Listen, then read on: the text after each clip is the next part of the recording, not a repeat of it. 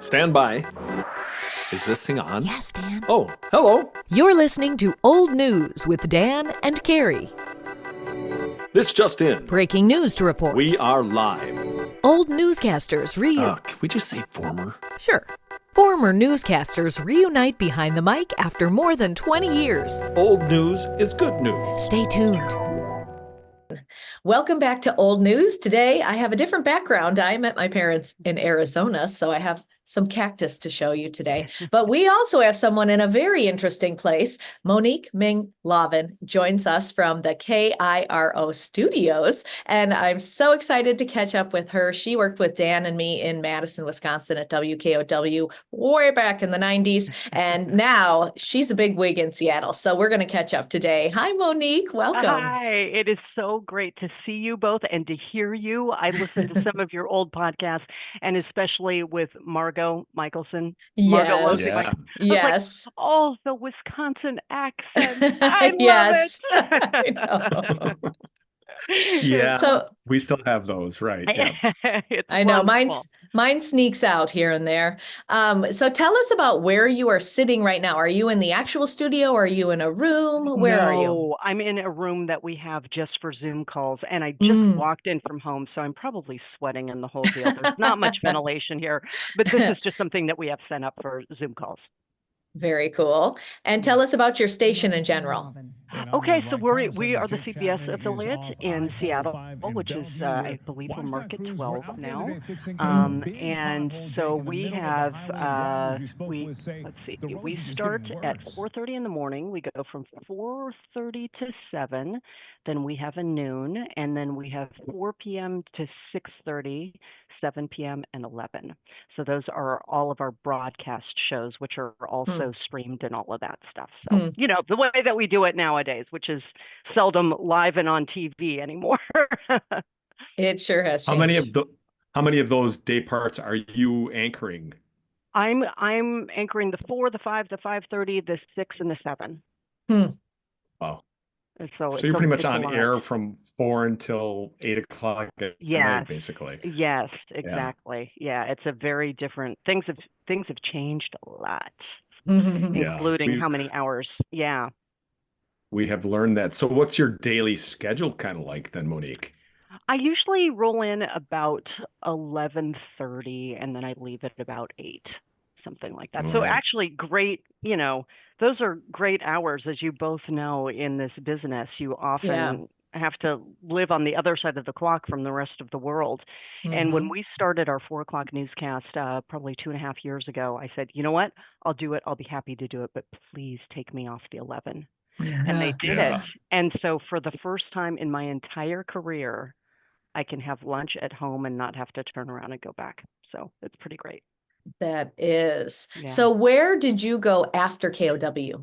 I went to WCMH in Columbus, Ohio for about 3 years, and then came out to Seattle, and this was home. I'm a California girl, so I knew I originally thought, hey, I really want to go for network. And then at a certain point, I just said, no, I think I need to be back toward family again. And so I came out to Seattle 18 years ago now. Wow. How's that possible? But yeah, so this is home now. I've lived in Seattle longer than any other place in my entire life. So this is really home. Yeah. Well, tell me, so you said you were, when you were first in Seattle, you were anchoring the 11 o'clock too. And I imagine that has changed a lot in terms of who's watching news at what time of the day. Are people still watching the 11 o'clock news? You know, when I first got out here, so I got here as a Monday through Friday night side reporter. Okay. And the 11 o'clock was the big show. That was our moneymaker. Really? That was the highest audience, everything, because you had primetime programming leading up to it, which was really the push towards news, right? And now it's one of the lesser watched shows. Sometimes there are more people watching at noon in our key demos than at 11. So yeah, it's changed quite a bit. That center chunk of the early PM, that's really where we get most of our viewers.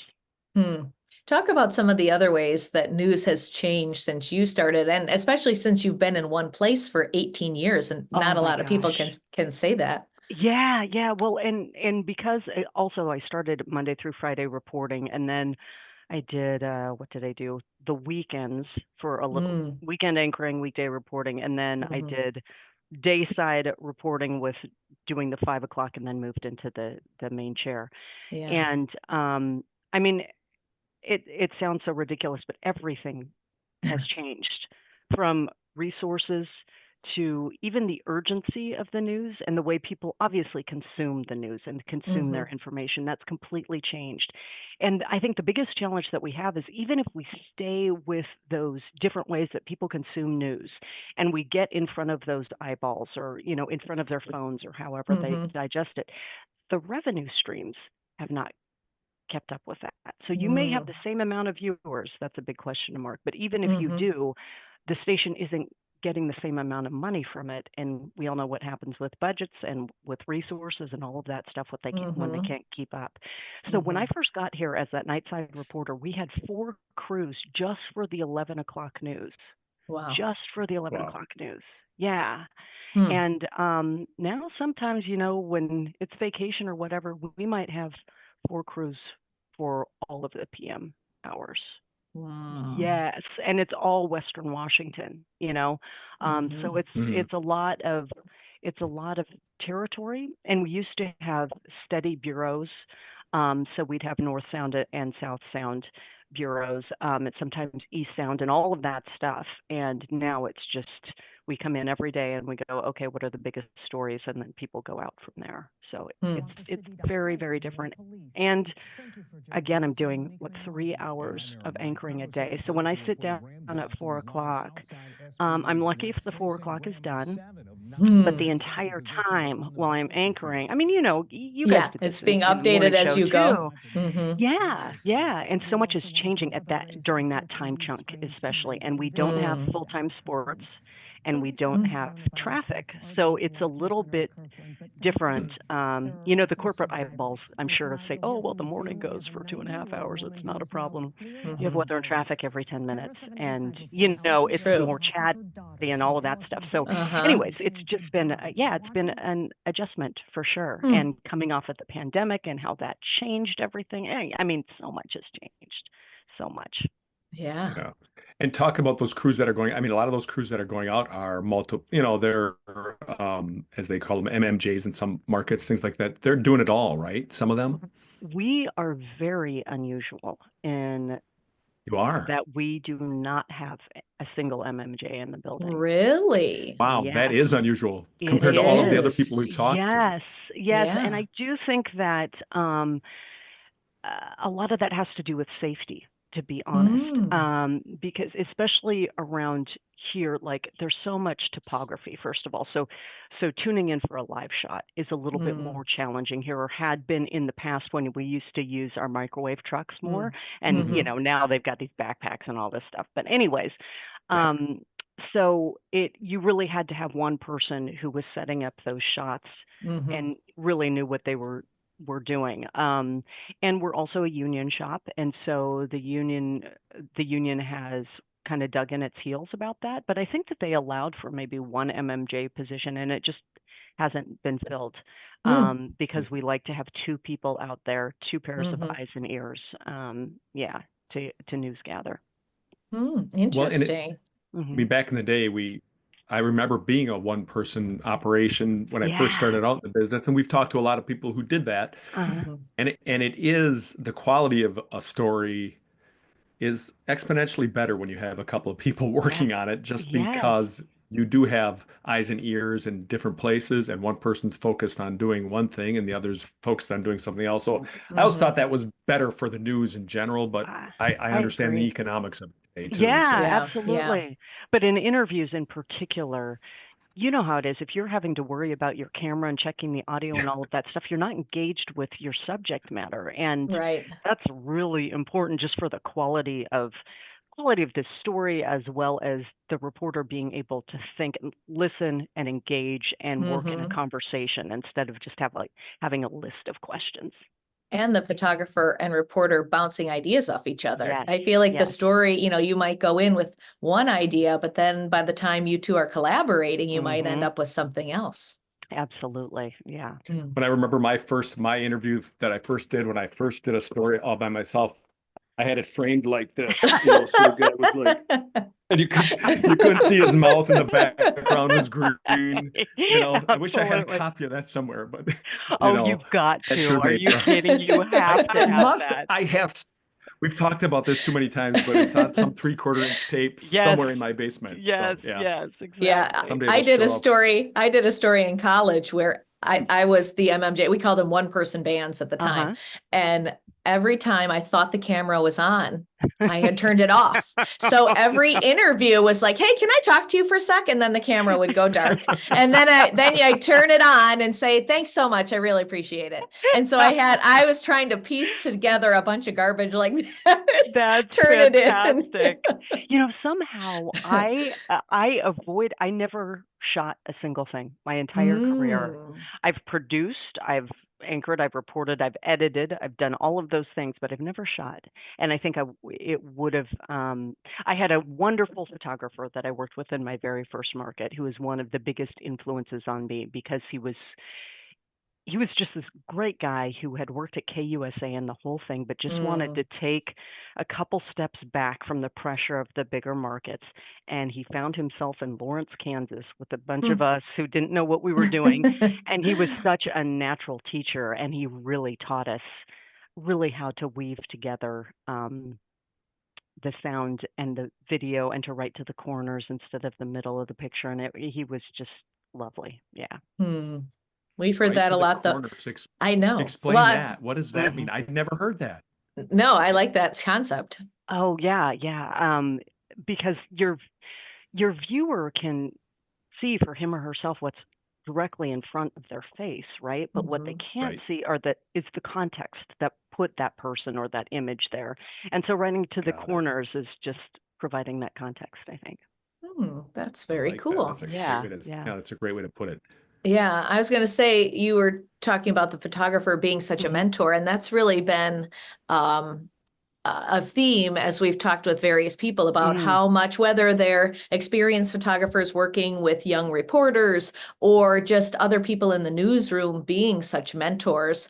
You mentioned that one individual, I don't know if you said him by name, feel free if you want to give a shout out to that person or anybody else who's really been, instrumental in being a mentor to you. Yeah, his name is Rick Trujillo. I haven't spoken to him in ages, but I do believe he's back in Denver right now. Yeah, he was wonderful. I've been very lucky to have a lot of great people in my career and great women whom I've worked with.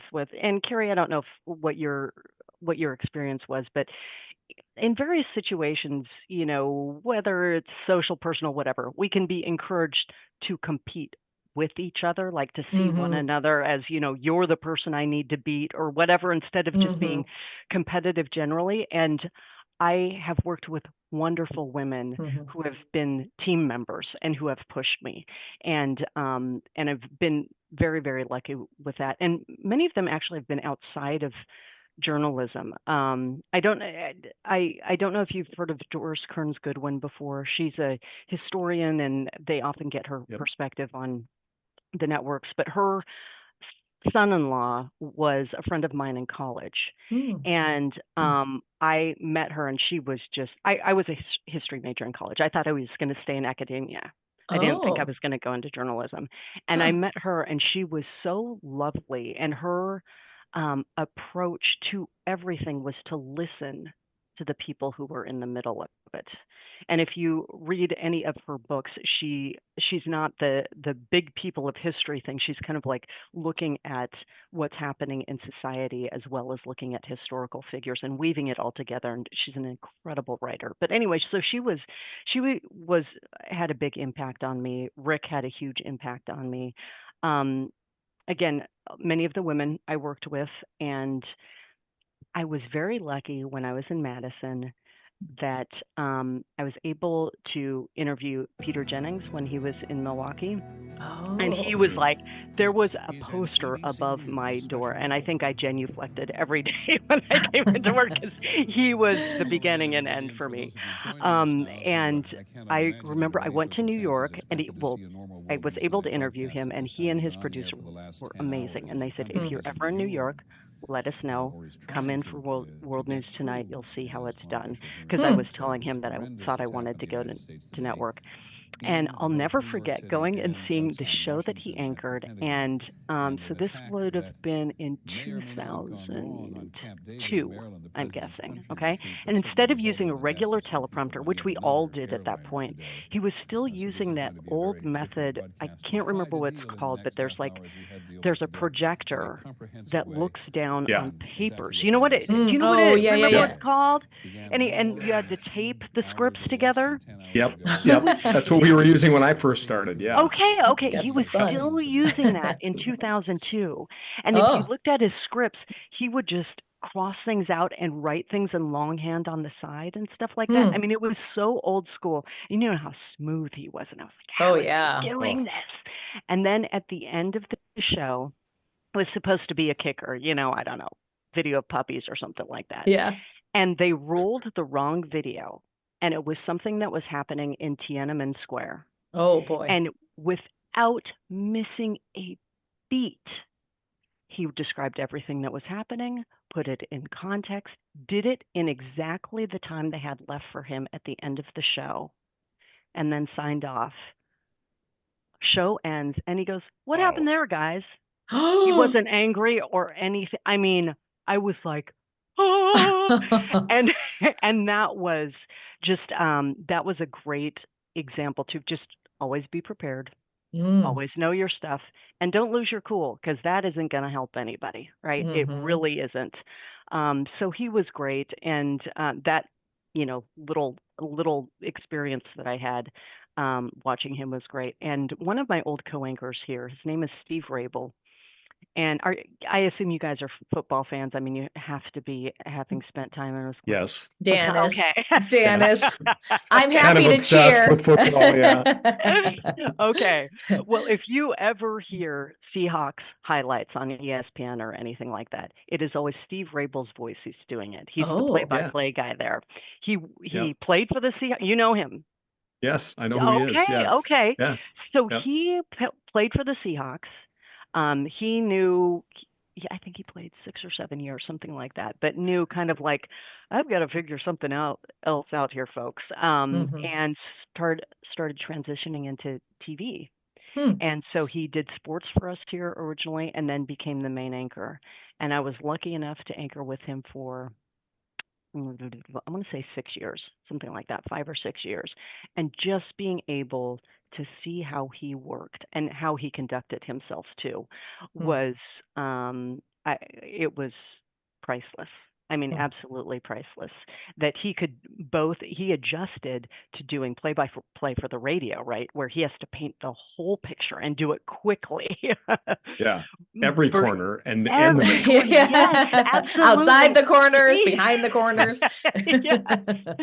And then he was so good at transferring those skills to especially breaking news on TV. He was just wonderful. So I couldn't possibly name all of the people who have helped me, because anyone who gets anywhere in this business, you had to have some help. So a question for you. I mean, so many of us, we do have those heroes and we have those people we look at and we want to emulate at some point. But did you see yourself in any of the, it's important for us to have those role models. Did you see yourself in any of those, female pioneers in the news business that you went like, I can be like that person? And did that push you into this business at all? Absolutely, Dan. And I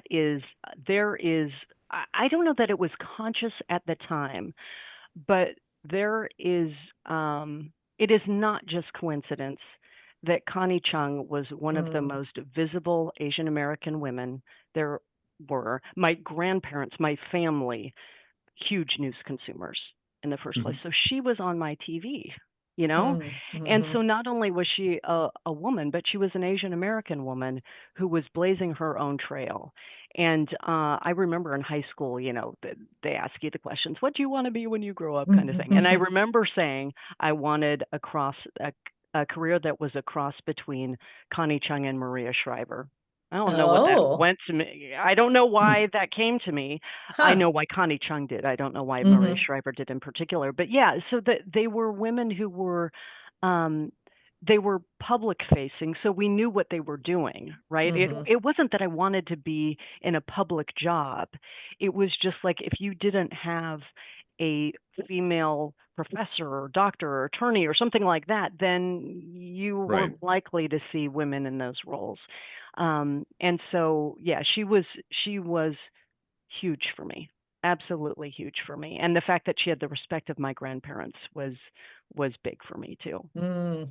Now, you did not go to school, as you said, for journalism. You said you No, went for history. yes. So, first of all, tell us where you went to college and then what made you go into the broadcasting industry. Yeah, I went to UC Berkeley, and I was a history major. And when it came to the end of the program, you had to pick a thesis topic and in the honors program. And I was doing American history, and my eyes were opened so much to African American history in particular when I was in college because I didn't learn it when I was in high school. I don't Mm-hmm. know if you guys did, but it was like Mm-hmm. you'd hear of Martin Yeah. Luther King, maybe Malcolm X. That was it. Okay. Mm-hmm. Right. And so when I was in college, I was focusing on that, and I saw a documentary series called Eyes on the Prize, and it was about the civil rights movement and the Black Power movement. And I was captivated by the Black Panthers, especially Mm-hmm. because that history had happened so much in California, where I grew up, and I had no idea. And so there I was at UC Berkeley, being able to study that with some people who still lived in the Bay Area that I could talk to and interview. And so that was, instead of it became living history for me. And that became Mm-hmm. so much more interesting to me to be able to talk to the people. And in that documentary series, I had read much about the civil rights movement, but then to see it was a completely different experience. And the reality and the effect that it has on you settles in differently when you quasi witness it. Mm-hmm. And from there, it was okay. I want to go into TV Mm-hmm. news. That documentary, Eyes on the Prize, Hmm. still, I think, one of the best multi-part series on the civil rights, you know, era of American history. And then Hmm. beyond that, too. I think it went into the 80s at some point, too, but highly recommend. People should Yeah. watch that if they can. They should still go. I think it's on PBS still. Yeah. So, yeah. Fantastic. Absolutely Sorry, that's an fantastic. aside. It's a good aside. I do that. Oh, So no, once you realized you wanted to go into journalism, what was your first step or your first job? How did you get into the industry? well, I was lucky that I grew up in Sacramento, and so KCRA was the NBC affiliate there, which was, I believe at the time it had the highest rated local newscast in the country for NBC, which Wow. was the 6 o'clock. And my uncle, my late uncle Jeff Wong, who was, oh my gosh, he was such a character. But anyways, he was an attorney. And he represented some of the local broadcasters. And so I grew up kind of being aware of them. And so when I decided I want to do this, he said, "Well, you should really check out KCRA." So I did my internship there, Mm. got the tape together, the whole Mm. thing. And Dan, you were talking about the unrest. One of the stories that was on my reel then was about the Unabomber. Oh, Because yeah, he was brought into the federal building in Sacramento when I was there. So Yeah. tells you a wow. little bit. Yeah, we're all aging ourselves here, but um, and then from there, I applied to a bunch of places. You know how it was. You put your name on the spine of the tape and you send it On around the the country. VHS, yes. Exactly. And I knew that I wanted to check out more of the country, just see what it was like. My father's originally from Ohio, so I knew there were other parts of the country besides just the sides of it, right? Just the coast. And I thought, I really just want to see what's out there. And my first job was in Lawrence, Kansas. And I decided when I got into the business, you know how it was. You have to be a vagabond for a little bit. You don't as much anymore, but you certainly did when we got into it. And I thought, if I can stay in college towns, I'll be happy, because they'll be in progressive communities, curious communities, active communities, all of that stuff. So first was Lawrence, Kansas, where the University of Kansas is, then Madison, obviously. Columbus is where the Ohio State University is, and then came out here to Seattle, where UW is. I had to transfer from the UW, right, to UW. Oh. Yeah. So that was the path that I took. Was And it there was a any good type one. of was there any type of culture shift for, I mean, or what, did you feel like you fit in pretty well in those towns, like being in the college town? Did it help you kind of adjust better? That's a great question. There was an adjustment for sure. I know when I got to Lawrence, because I grew up in Sacramento, went to Yeah. school in the Bay Area, and people in the Midwest, I say this all the time, I don't miss the Midwest because the climate just isn't for me. I miss Midwesterners. I really do. And I remember when I was in Lawrence, the first day I'm walking down the street, I crossed paths with this person and he says, "Hi." And I about had a heart attack. I was like, "I don't know you. Who are you?"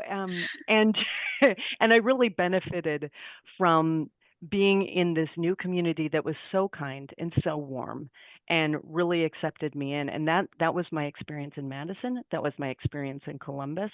Now there was my brother also.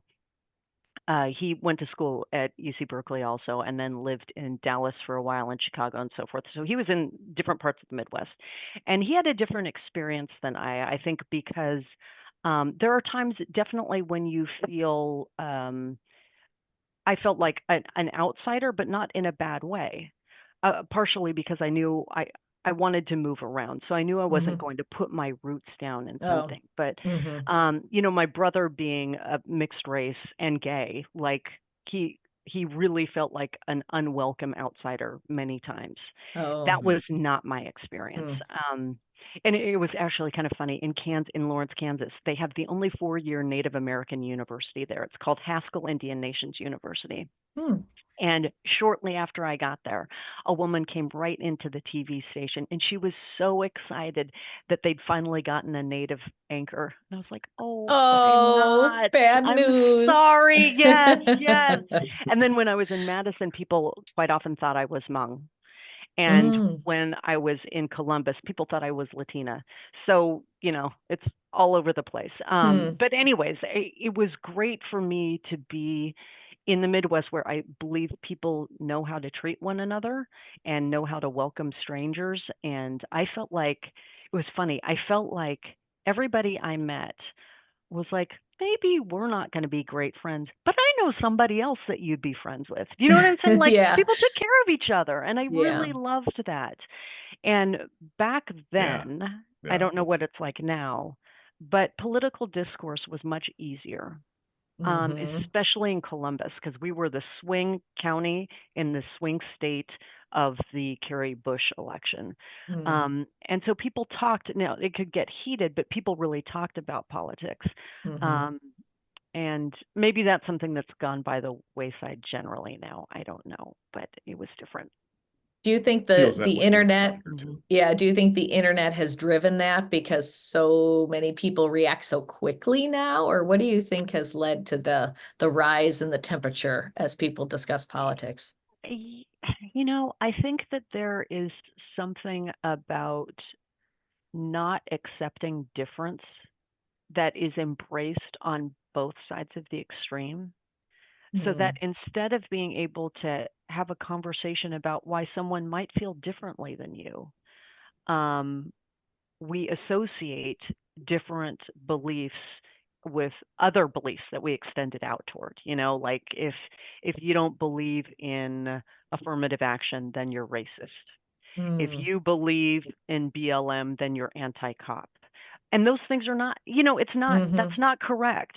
But we have the shorthand that really cuts out conversation now, unfortunately. Mm. And now it's just gotten so bad recently, that especially, and when I first got here in Seattle, we had a lot of protests here. And obviously we'd cover it. And at a certain time, it definitely became obvious that instead of just covering it, we were becoming targets. Oh. And yes, and that's a real change in the, mainstream media or whatever, whatever side wants to call it. And there are people with an agenda in media, like there are people with an agenda in everything. But it's, Right. but unfortunately, having credibility is much more difficult now because people don't want you to have credibility. It's not even a matter of you being able to earn it or not. It's, oh, this is where you're from. This is where you're coming from. And that's really hard, really hard. I'm going to shift gears on you just a little bit here, but are you still able to get out and report? Because I know you've got Emmy Awards, you've got Edward R. Murrow Awards, and to not have you out reporting would be a shame. Oh, that's kind of you to say. This is the great thing. I don't have to go out and report that it's snowing anymore. Yeah, right. Right? That is the best thing about not being in Madison or Columbus, right? Yeah. Exactly. Well, I mean, it snows here too, but I don't have to Yeah. cover that kind of thing Oh, anymore. yeah, good point. Yeah. So, yes, I do still get out. It's much more selective. It's not as much as I'd like, but I'm able to identify stories now, at least where I say, hey, this is something that I want to sink my teeth into. And my news director is great about that. And I'm also working on my own podcast that I'll be launching probably next month. Ooh. Nice. Yeah, it's great. It's about really successful people in our area and their mistakes. And part of the reason why I want to do that, because I sound like such an old lady now, but this whole generation on TikTok and Instagram and whatever, and they all present perfection and beauty, which is fine, but that's not life.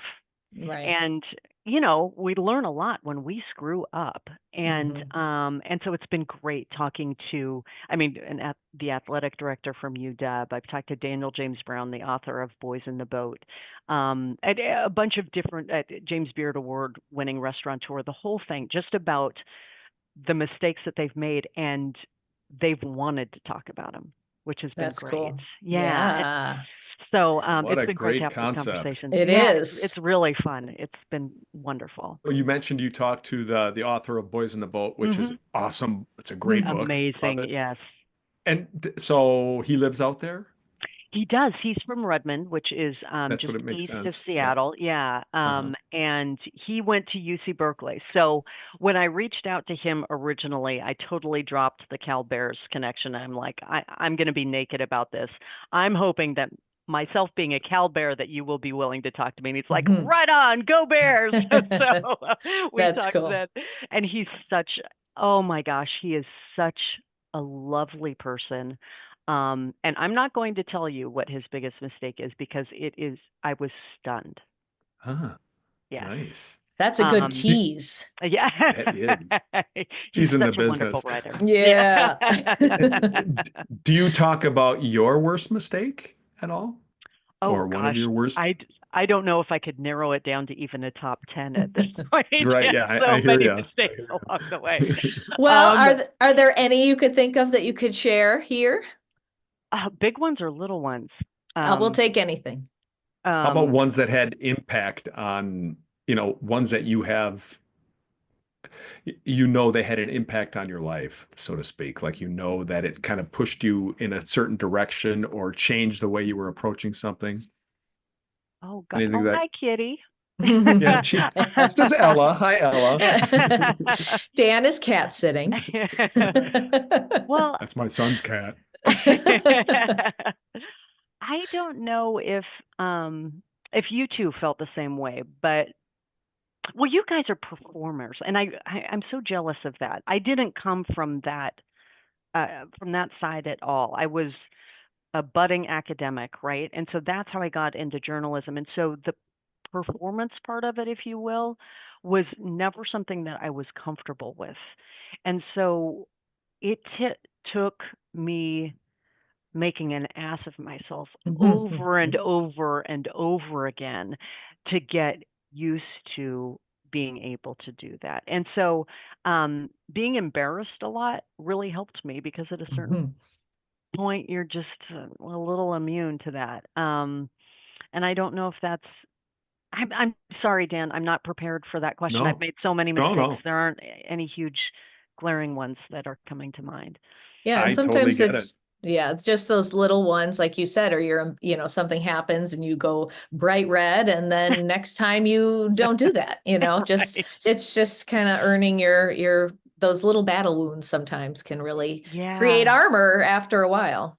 Yeah, and so during the pandemic also, I don't know if you remember, but CBS had to evacuate their studios many times, and they got to the point where they just decided to work with local affiliates to do their weekend news.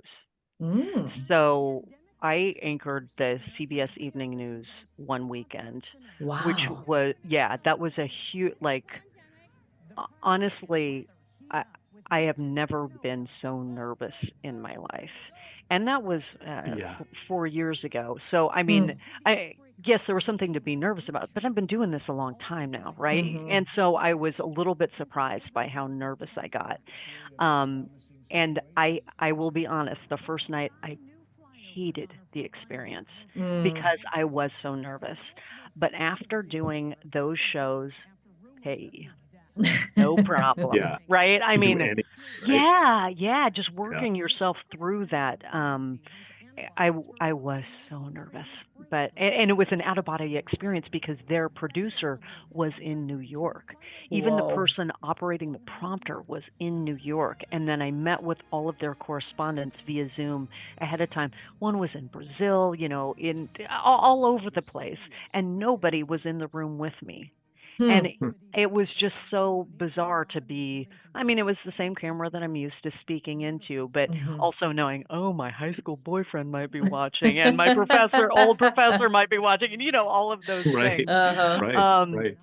but yeah, I have to say that after that, I was like, okay, I'll be all right. I can do it. Not not to That's mention you're incredible. anchoring on the network of Murrow, Cronkite, Mhm. Rather, Right, right. all of those icons of the news business. And Yes. so you really were a network anchor, see? So Yeah. It was for 2 days. That's well, and you're very cool. I'd like to cool. go back in time a little bit here. When we talked to Todd Pritchard, he was telling us his rendition of you 9/11, Oh, making the call, going to New York and oh, doing that wow. coverage. Can you tell us from your perspective of just how all that happened and what you were thinking as you were being thrust into all of that Yeah. awfulness? Absolutely. And that, I'm sure I made mistakes during that, but Dan, kind of to answer your question, that covering that story was absolutely pivotal in my career in every way possible. But Mm. Yeah. anyways, that morning, I remember I was still at my apartment getting ready for work. And I had a boyfriend at the time who was in New York. That's where he lived. Mm. And it was his brother, I want to say, who called and said, because I didn't have the TV on, we weren't getting alerts on our phones Yeah. at the time, right? And he called me and he said, "Are you seeing this?" And I turned on the TV and I saw the second plane hit. And so when the first one didn't, when it was just the tower was just on fire, Mhm. and I was thinking, I wonder what happened there. I mean, it was horrible, but we didn't understand. Right. And then that second plane hit, and I remember just bursting into tears because you realize, oh, this is on purpose. Mhm. And I went into work, and Todd told me, he was like, We want to send you out there, though." He and Bob Miller were like, "You Mhm. need to get out there." Mhm. And so I went home and I packed, and my boyfriend, who lived in New York was staying with me though at the time. He happened to be visiting. And Oh. so, yeah, and Scott Peterson, the photographer, went Yep. with me, Mhm. and my boyfriend came with us also, Oh. because he knew the lay of the land, and because, as we all know, the planes were grounded, so there was no way to fly there. We had to drive. And I remember driving through the night, and we'd stop and get gas, and there would be everybody was driving towards New York at that point. If you were Mm. on the road, you were trying to get to New York because you're from there, because your family's there, because whatever. And I remember there was a guy that we ran into at a gas station who was filling up a U-Haul. He had nothing in the U-Haul, but that was the only rental car he could get. Oh And he my was goodness. driving all the way to New York.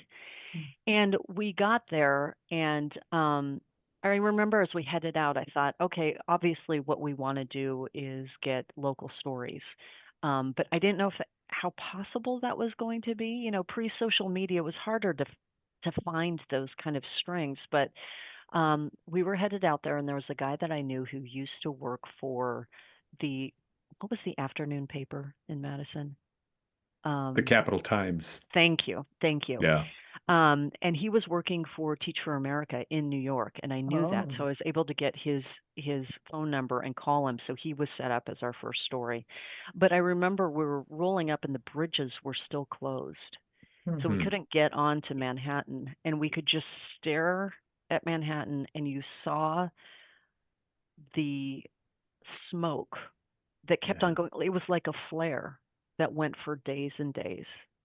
um, and just staring at that and thinking, boy, we're going to be heading into that as soon as we can. And Mm. we went to, I don't know if it was a Lowe's or Home Depot or whatever, and we got the, the dust masks and all of that Oh. Hmm. stuff, and got as ready as we could to get over there. And then they opened the bridges, and we went over there, and they still had Lower Manhattan blocked off. And I, we were north of Canal Street. I can't remember how far north, but I did a phoner. That was the first time that I was able to do a report. And I sat down on this park bench, and I did the phoner, and was just trying to describe um, the scene that we were seeing and what it felt like. It was just, I've never felt so much fear and dread and sorrow all at once. Mhm. And when I got done with the phoner, I hung up and I stood up, and there was dust all over my butt from sitting on the bench. Oh. And we were halfway down Manhattan. That tells you how far the debris went. Um, and Hmm. it was horrifying. But we were able to find local stories, and that was really a beautiful thing. I remember there was a guy named Jamie Zerneski. I'll never forget his name. Mm. He was a firefighter from Anago. So Oh. that's, yeah, it was a city of roughly 7,000 people at the time. And Yeah. when we met up with him, that's how many they thought were killed Ugh. that day. And it was such a, like, wrap your head around that this kid, I mean, he was 25 probably, something like that. Mhm. And he was a firefighter, and he wanted to help. He had never been to New York Mm. before. And then when they started flights up again, none were coming into New York, but I think he was able to get a flight to Philadelphia. And on the plane, he was sitting next to these people who were from the Upper West Side. So here's Jamie Zerneski from Anago, Wisconsin, Mm. with these Upper West Side New York folks. And they struck up a conversation, and he told them what he was doing. He was just going out there blindly to help. Mm. And they said, you Hmm. are going to stay with us, Oh. and we'll figure everything out, and our place is at your disposal, the whole thing. And Wow. yeah, and the entire week, I think we were there for 8 days, it was full of stories like that. It was Mm. full. Can I tell you one more? I'm sorry, this is Yes, Yeah, please absolutely. do. so there was a woman named Mary Wolfenberger who was from Middleton. Mm. She had a little brother named John Patrick Hart, who lived in California with his family, his wife, and 4 kids. And he was out in New York to do a training session at the World Trade Center. And he was up at the top. No, I'm sorry. This is so bad. I think the South Tower was hit first. He was in the North Tower, and they knew the South Tower got hit. And he called his wife and he said, babe, turn on the TV so you can see what's happening. I want you to know I'm fine, but I'm evacuating right now, the whole deal. So she hangs up with him. She's distraught, as you can imagine. He heads down to leave because nothing has happened to the North Tower yet. The way that his coworkers eventually told it, he realized that some people were still there, and he tried to go back toward the building, and the second building was hit. And they never saw him again. Oh. And we met Mary when she had come out to New York because, people are just they know what's happened to their relatives. But, until you truly know, you want to do everything to figure this out. And she met up with us, and she took us into the armory, which was set up just for families of the missing. Long rows of tables, card tables, and on one side would be a police officer or someone from NYPD or something similar, and on the other side were the family members of the missing, and they were all bringing pictures, if they had fingerprints for some reason, any identifying things that they had of their missing loved ones. And so you would look down these rows of tables and you would see these pictures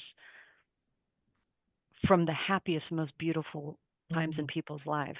People brought their wedding pictures. They brought holiday pictures. It was heartbreaking. And that's what they were handing over for identification purposes. And so we spent the day with Mary. And then I told her, I said, hey, let's hook up in a couple of days or so. But we had that story for the day. And she went back to her hotel, and she called me the next morning. She said, Monique, you will not believe what happened yesterday. I said, what? She said, I got back to my hotel, and waiting at the front desk were John's dental records. And I was like, what? And she had called his dentist, because he used to live in Cleveland, I believe it was, and said, we would really like to have his dental records that may be able to help us. That dentist, a woman, was not able to get a flight out there, but she got in her car and she drove these dental records to the hotel and left them at the hotel and turned around and drove back. And it was just, people were beautiful. I mean, it was, it was stunning. It still hits me now. Yeah. But it really was the two extremes, right? Just sorrow and ugliness with just beautiful reactions. I mean, just the fact that you remember it so vividly, even the names of people, obviously shows the impact an event like that has on people who are covering the event. Yes. And it always strikes me, and we've talked to other people about this too, and when there are bad things that happen, sometimes you see the best from people. Yes. And has that been your experience? It has and it has not. I will say it did with 9/11. And I don't mean to be a negative Nelly here, but during the pandemic and during the riots after that, during the pandemic, we remember how, well, we still are incredibly divided as a country. And when the pandemic started, I thought, okay, this is horrible, but this is when Americans come together. Maybe this is what we need to come together as a country again. And it was so, I don't even know how to describe how sad I was to see that not happen.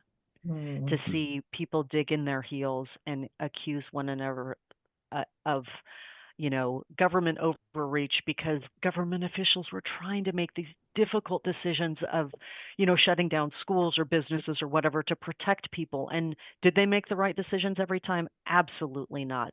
But I'd like to think that they were trying, and I get my mother. My Chinese American side is on my mother's side. And my mother heard horrible things during that. And It was like, really? Really? Is this what we're made of? I thought that this was going to bring out the best in us, and it didn't, and that's really disappointing. But Yeah, that's too bad. yeah. Well, and we know you Yeah. have many newscasts to anchor today, so we won't keep you much more. I do want to ask you, though, what advice do you have for young journalists coming up? The biggest piece of advice that I would have for a young person is, you want to be a journalist. That is great. That is wonderful. It's important. Do not say that you want to be a broadcast journalist or a print journalist, or don't pigeonhole yourself to any one way of delivering the news, because it will be different in 5 years, and you have to adjust. So concentrate on being accurate, presenting as full a story as you can, and having some sort of, the beautiful thing about journalism, I believe, as in many professions where people feel a sense of purpose, is that there are guiding principles that you can fall back on. It's like religious faith too, right? You may enter some dark times, you may doubt yourself, you may doubt your work, and that's when you have to lean back on, why did you get into it in the first place, and stay true to those principles, because everything else can seem very confusing. And so you want to be sure to be loyal to your cause, your purpose, whatever got you into it in the first place, because otherwise you'll get lost. Do you have other things you're still hoping to do down the road? What are you thirsting to do still? I'm a big traveler. I love to travel. And so I'd like to see more of the world. I'd like to write more. You got a book in you? Nice. I don't know if I have a book. I'm sure you do. You absolutely do. But I would like long form, I think. And that's what's changing right now about TV news too, right? People's attention spans are getting shorter or longer. And the problem for TV news, I think, is that it's in the middle. Because people want to scroll and either see primary material for themselves, be an actual witness to it happening, or they want kind of a documentary style, that goes a little bit deeper. Yeah. And those 2-minute packages are in kind of a no man's land. Well, Monique Ming Laven, thank you so much for being with us. We appreciate it so much. It was so wonderful to catch up with you. Thank you so much. And good luck with everything. Thank you. You too. We'll hear you soon. Bye-bye. All right. Yes, Take bye. care.